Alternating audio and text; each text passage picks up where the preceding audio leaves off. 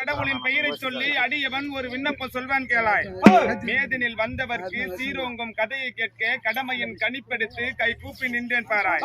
முந்தி பிறந்தவன் நான், முதுநூல் தரித்தவன் நான், சங்கும் பறையும் நான், ஜாதிக்கெல்லாம் மூத்த வீர ஜாம்பகனு நான், அரிநூல் பரிநூல் தரிநூல் தரித்தவனு நான், ஹரிச்சந்திர மகாராஜனை அடிமை கொண்ட வெட்டியா நான் தான் சுவாமி. நீர் தோன்றி நெடும் கடல் தோன்றியது, ஊர் தோன்றி உலகம் தோன்றியது, ஊருக்கு மேலாண்டபுரத்திலே ஒரு ஆல விருட்சகம் தோன்றியது, அந்த ஆல விருட்சகத்தின் அடியிலே ஒரு கன்னி புத்து தோன்றியது, கன்னி புத்தினிலே ஒரு காராம் பசு பிறந்தது, காராம் பசு வயற்றினிலே ஒரு கமலக்கன்னி பிறந்தார், கமலக்கன்னி வயற்றினிலே நடக்கப்பட்டதாக 400,000 கோடி, ஓடப்பட்டதாக 9,000 கோடி, பறக்கப்பட்டதாக 12,000 கோடி, இப்படியாக ஈ எறும்பு 8,000 ஜீவ ராசிகளை படைத்தார் பிரம்மன். இந்த ஜீவராசிகள் பூலோகத்திலே பெருக பெருக பூமாதேவியால் பூமி பாரம் தாங்க முடியவில்லை. அதனால் பூமாதேவி பிரம்மனிடம் சென்று, சுவாமி என்னால் பூமி பாரம் தாங்க முடியவில்லை, ஏதாகிலும் உபாயம் கூறுங்கள் என்று கேட்டார். அதை கேட்டு என்னிடம் கூறினால் உனக்கு உகந்த உபாயம் கிடைக்காது, கைலையிலே சென்று சிவபெருமானிடத்திலே உன்னுடைய குறையை சொன்னால் உனக்கு உகந்த உபாயம் கிடைக்கும் என்று சொன்னார் பிரம்மதேவன். அப்பொழுது காலால் நடவாமல் காற்றாய் பறந்தோடி கைலாயம் சென்று, சுவாமி என்னால் பூமி பாரம் தாங்க முடியவில்லை என்று சிவபெருமானிடத்திலே முறையிட்டாள் பூமாதேவி. அதை கேட்கும் நேரத்திலே காவனூர் கம்மாள பறையர்கள் காராம்பசுவை காலை கட்டி கழுத்தை அறுத்து தோலை உரித்தார்கள். அதன் உயிரானதோ யமலோகம் சென்றது. காராம்பசுவின் மாமிசத்தை அங்குஜன், நீலன், அனுமன் இவர்கள் மூவரும் ஒன்றாக சேர்ந்து 5 பங்காக போட்டார்கள். அதிலே முதல் பங்கானதை சிவபெருமான் மனைவியான சிவசக்தி எடுத்துச் சென்றார். 2வது பங்கானதை நாராயணமூர்த்தி எடுத்துச் சென்றார். 3வது பங்கானதை பிரம்மதேவன் எடுத்துச் சென்றார். 4வது பங்கானதை வீர ஜாம்பகன் எடுத்துச் சென்றார். 5வது பங்கானதோ யாருமே எடுக்காமல் இருந்தது. அதை பார்த்தார் சிவபெருமான், இந்த பூலோகத்திலே பூமாதேவியின் பூமி பாரம் தீர்க்க வேண்டும், இந்த காராம்பசுவின் மாமிசத்தின் மகிமையை நாம் அறிய வேண்டும் என்றால் யாரை கேட்டால் தெரியும் என்று யோசித்து அடே வீர ஜாம்பகா என்று குரல் கொடுத்தார். ஐயனின் குரலை கேட்டு அடியனும் ஓடி வந்து பாத நமஸ்காரம் செய்து அடியேனை அழைத்த காரணம் என்னவென்று கேட்டான் வீர ஜாம்பகன். அடே வீர ஜாம்பகா, பார் உலகத்திலே பூமாதேவியானவள் முதல் பங்கை எடுத்துச் சென்றால் அந்த காராம்பசுவின் முதல் பங்கு எதற்கடா உதவும் என்று கேட்டார். சுவாமி, சிவசக்தி எடுத்துச் செல்லும் முதல் பங்கானதோ மாமிசம், அது மந்திரம் கற்றவர்க்கும் தந்திரம் கற்றவர்க்கும் மாயாஜாலம் அறிந்தவர்க்கும் மகிடிக்கு மையாகும் சுவாமி என்று சொன்னான் வீர ஜாம்பகன். அடே வீர ஜாம்பகா, நாராயணமூர்த்தி எடுத்துச் செல்லும் 2வது பங்கு எதற்கடா உதவும் என்று கேட்டார். சுவாமி, நாராயணமூர்த்தி எடுத்துச் செல்லும் 2வது பங்கானதோ கொம்பானது, எலும்பானது, அதிலே சீப்பாகும், சிமிழாகும், சீர் பெற்று வாழ்கின்ற பெண்களுக்கெல்லாம் வர்ண டப்பியாகும் சுவாமி என்று சொன்னான் வீர ஜாம்பகன். அடே வீர ஜாம்பகா, பிரம்மதேவன் எடுத்துச் செல்லும் 3வது பங்கு எதற்கடா உதவும் என்று கேட்டார். சுவாமி, பிரம்மதேவன் எடுத்துச் செல்லும் 3வது பங்கானதோ வாளானது, அந்த வாள் முடியானது அரச பரம்பரைக்கும் அருள் கொடுக்கும் தேவருக்கும் அருகில் நின்று வீசும் வெஞ்சா மறையாகும் என்று சொன்னான் வீர ஜாம்பகன். அடே வீர ஜாம்பகா, நீ எடுத்து வைத்திருக்கும் 4வது பங்கு எதற்கடா உதவும் என்று கேட்டார். சுவாமி, நான் எடுத்து வைத்திருக்கும் 4வது பங்கானதோ தோலானது, அதிலே வாராகும், படமாகும், வண்ண கயிறாகும், வாசிக்க மேளமாகும், வெங்கல தமுக்காகும், 1000 குதிரைகளுக்கு அங்கு படியாகும், 3000 குதிரைகளுக்கு முதுகு பட்டையாகும், மரமேறும் கடவானுக்கு மரமேறும் கடிவாலும் ஆகும் என்று சொன்னான் வீர ஜாம்பகன். வீர ஜாம்பகா, யாருமே எடுக்காமல் இருக்கின்றதே 5வது பங்கு எதற்கடா உதவும் என்று கேட்டார். சுவாமி, யாருமே எடுக்காமல் இருக்கும் 5வது பங்கானதோ சாணமானது, அதை எடுத்து நீரிட்டு கரைத்து சீர்கெட்ட வீட்டை முழுகினால் மூதேவி துளைந்து ஸ்ரீதேவி பெருகும், மீதமுள்ளதை எடுத்து உருண்டையாக உருட்டி வரட்டியாக தட்டி வெயிலிலே உலர்த்தி அனலிலே இட்டு எரித்தால் இட்டுக்க நல்ல திருநீர் ஆகும் என்று சொன்னான் வீரஜாம்பகன். அடே வீரஜாம்பகா, காராம்பசுவின் மாமிசத்தை அறிந்து கொண்டேன். அடுத்து திசையின் திருப்பலன் என்னடா என்று கேட்டார். சுவாமி, வடக்கே வல்லாளன் துறை, தெற்கே தேவர்கள் துறை, மேற்கே மேலாளன் துறை, கிழக்கே ஜாம்பகன் துறை. அது என்னுடைய துறை சுவாமி என்று சொன்னான் வீரஜாம்பகன். அடே வீரஜாம்பகா, 4 திசைகளிலும் பிறந்த முழுமை என்னடா என்று கேட்டார். சுவாமி, வடக்கே மகாபாரதம் பிறந்தது, தெற்கே ராமாயணம் பிறந்தது, மேற்கே தானவர்கள் அழிந்தார்கள், கிழக்கே சங்கும் சானார கத்தியும் பிறந்தது என்று சொன்னான் வீரஜாம்பகன். அடே வீரஜாம்பகா, கிழக்கே பிறந்த சங்கும் சானார கத்தியின் மகிமை என்னடா என்று கேட்டார். சுவாமி, பிறந்தவுடன் தாய்க்கொடி அறுக்க சானார கத்தியும், இறந்த பின் ஈம சடங்கு முடிக்க சங்குமே பிறந்தது என்று சொன்னான் வீரஜாம்பகன்.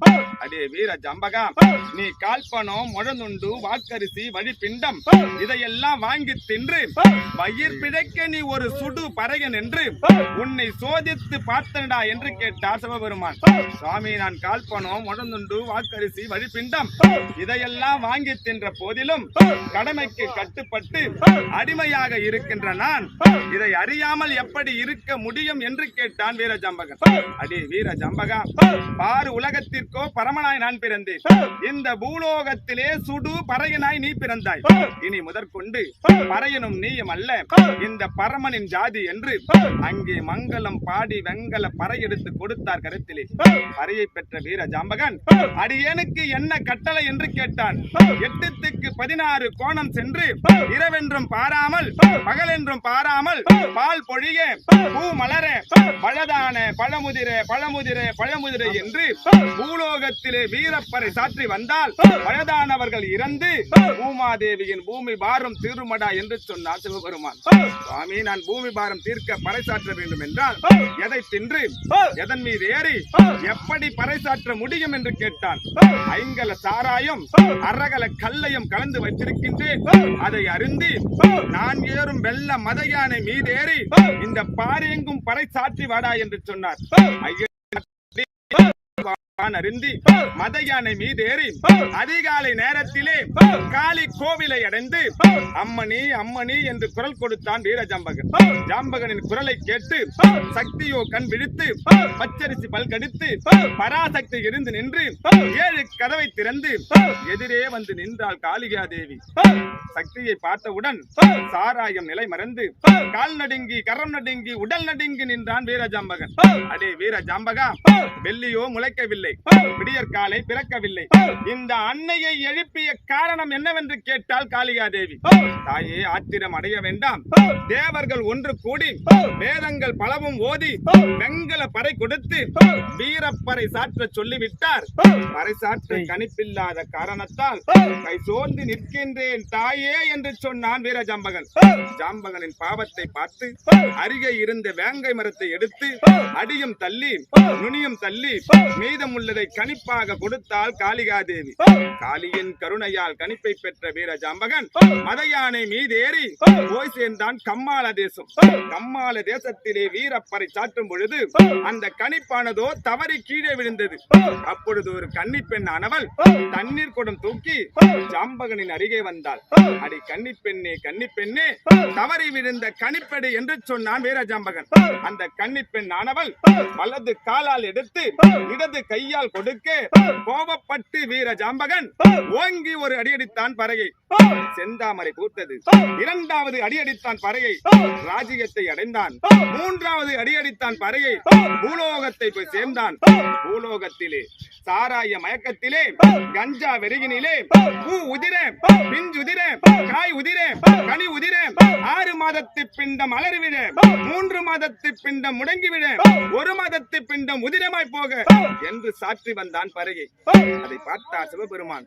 அடே வீர ஜாம்பகா, நான் பழமுதிர பழமுதிர என்று பறைச்சாற்ற சொன்னால் நீ பூ உதிர பிஞ்சுதிர காய் உதிர கனி உதிர 6 மாதத்து பிண்டம் அலறிவிட 3 மாதத்து பிண்டம் முடங்கிவிட 1 மாதத்து பிண்டம் உதிரமாய் போக என்று பறைசாற்றி விட்டாயே, ஏனடா இப்படி செய்தாய் என்று கேட்டார்.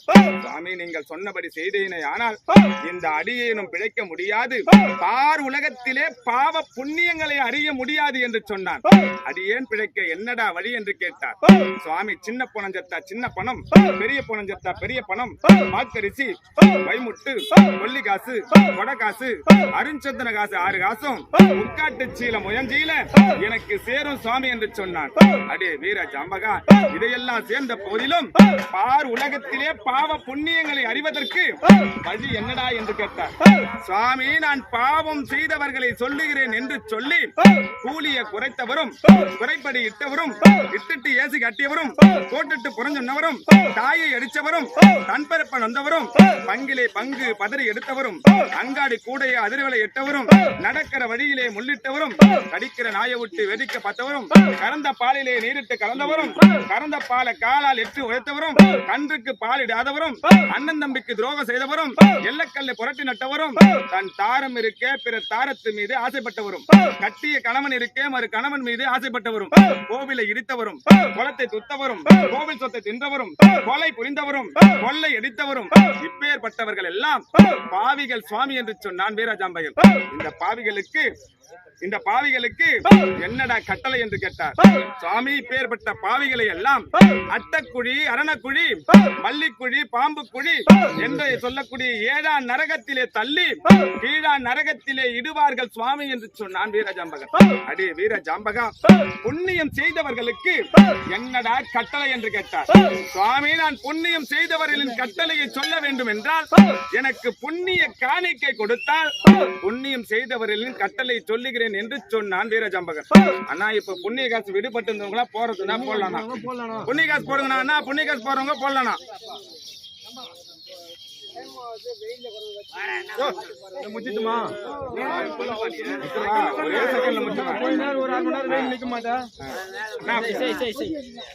ஒரே செகண்ட்ல முடிச்சுனாலும் முடிச்சிருவேன். இதெல்லாம் கேட்கறதுக்கு வச்சிருக்கோம்.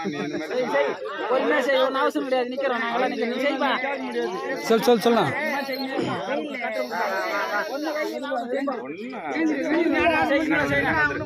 அடே வீர ஜாம்பகா, புண்ணியம் செய்தவர்களுக்கு என்னடா கட்டளை என்று கேட்டார். சுவாமி, நான் புண்ணியம் செய்தவர்களை சொல்ல வேண்டும் என்றால் எனக்கு புண்ணிய காணிக்கை கொடுத்தால் புண்ணியம் செய்தவர்களின் கட்டளையை சொல்லுகிறேன் என்று சொன்னான் வீரஜாம்பகன். அப்பொழுது சுவாமியானவர் பச்சிலை பாக்குடன் பால் பழங்கள் தான் கொடுத்து தாம்பூலமாகத்தான் வைத்து புண்ணியம் செய்தவர்களின் கட்டளை என்னடா என்று கேட்டார்.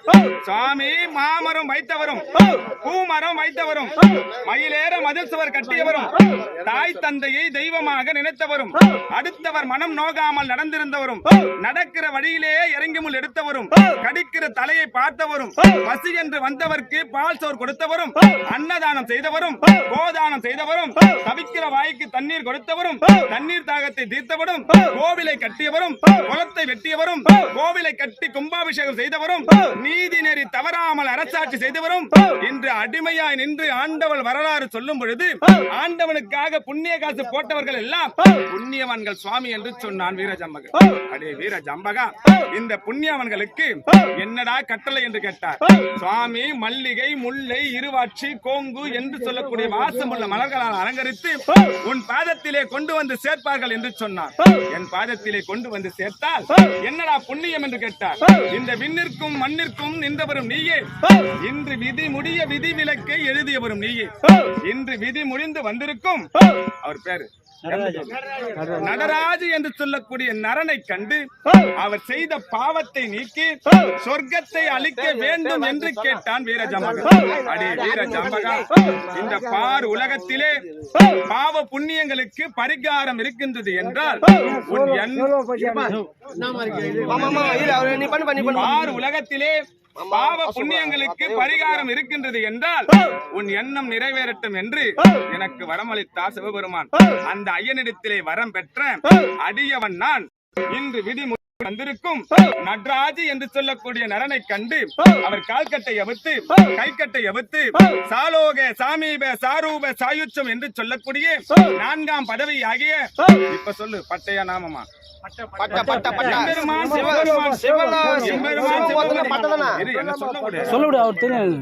எம்பெருமான் சிவனடியை சேர்ந்து சிவலோகம் அடைந்து சிவபதவி அடைந்து முக்தி அடைந்து மோட்சம் அடைய வேண்டும் என்று சொல்லி ஆண்டவனிடத்திலே வரம் பெற்ற பெற்ற அடியவன் மண்ணை வெட்டி வழித்திருந்தேன். காளியை கதவத்திர, ஹரிச்சந்திரா வழியை விடு, முன்ன பின்ன பின்ன முன்ன திருப்பு பணத்தை